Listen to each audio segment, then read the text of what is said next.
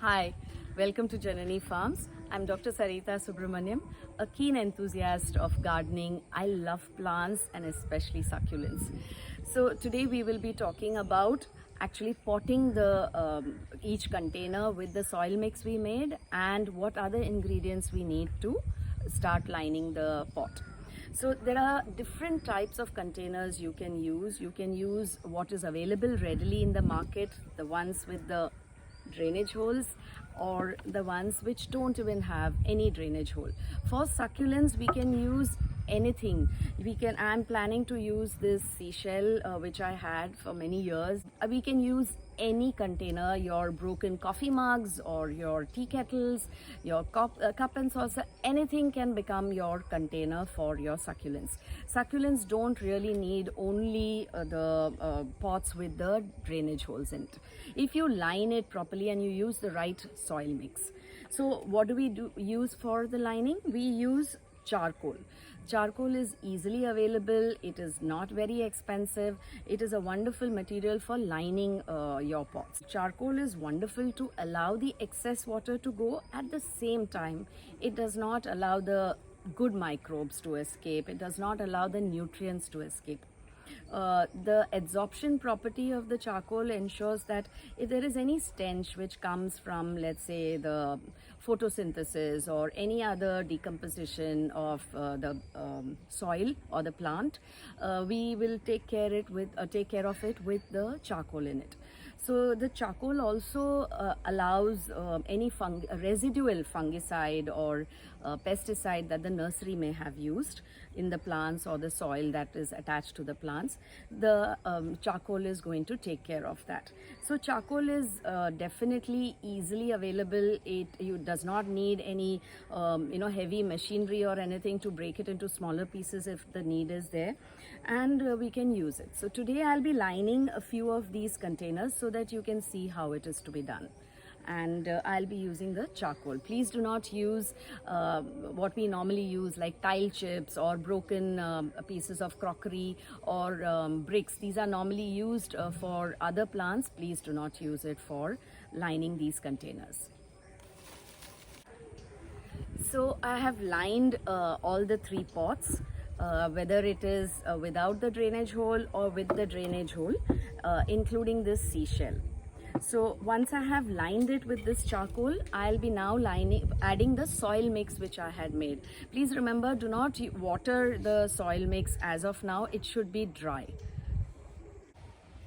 So you can either use your hands to fill the pots, or I have this ladle which it's made of coconut shell, and I had bought this from Wayanad at least 20 years ago. It's still with us. So I'm just using this wooden ladle to add soil. I level it as much as I can to each of the container, and then depending on whether I need to have gradients or different layers, I reduce or add the soil as the need be. So all the three containers I have as of now leveled it with the soil mix. I'll show you how we can plant. Now either you can have a single plant, a single succulent in each of the pots, or you can add as many as you want. There is no fixed rule to this, and you can do it as per your choice, what your creativity allows you to. What I do is usually I tend to start planting from one corner and then move on to adding more plants or maybe adding my landscape materials. So I'll talk about the landscaping materials also in another video. As of now, I'll show you how I start potting. Now either you can make holes in the mix in the pot itself with your finger, or you can just use any blunt object, like I might use even a screwdriver at times, or just the back end of this ladle. I just make a small depression and I will be adding my succulent. Yeah, so I usually like to I make the arrangements facing me, so this might be a little odd for you. I'll reverse it for you later and explain to you. Now I will be buttressing the plants that I put in the container, sometimes they are a little top heavy, so I might buttress it with a rock or a landscape material. Right now I'm placing it with a charcoal bit. So I might just leave this, for example, in my arrangement, I might choose to just leave this plant just by itself or add more elements to it. So in this case, I'm going to add another crassula, another succulent.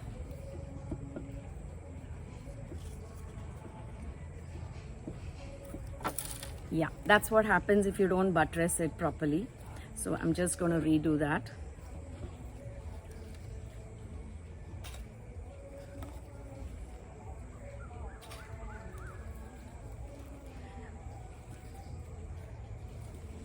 This is just temporary, the difficulty in actually buttressing. You can easily stop this from falling down when you use a firmer material than this charcoal bit that I'm using.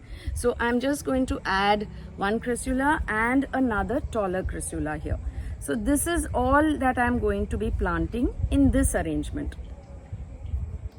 The remaining part I will decorate with the landscape material. During that stage, I will also be able to buttress this a little better so that the plant doesn't fall off. Now, what about my seashell one? So here I'll be using only one because for me the beauty of the container should also come through. So in itself, by itself, it's quite a pretty container. I'm going to just embellish it further with this really pretty succulent. Echeveria frill. The exact name I'm not sure, so I'll just add this to this container, and I won't be needing anything else for this beautiful plant and container. Now for the smaller one here, this I will show you how we can plant many more plants even in such a small container.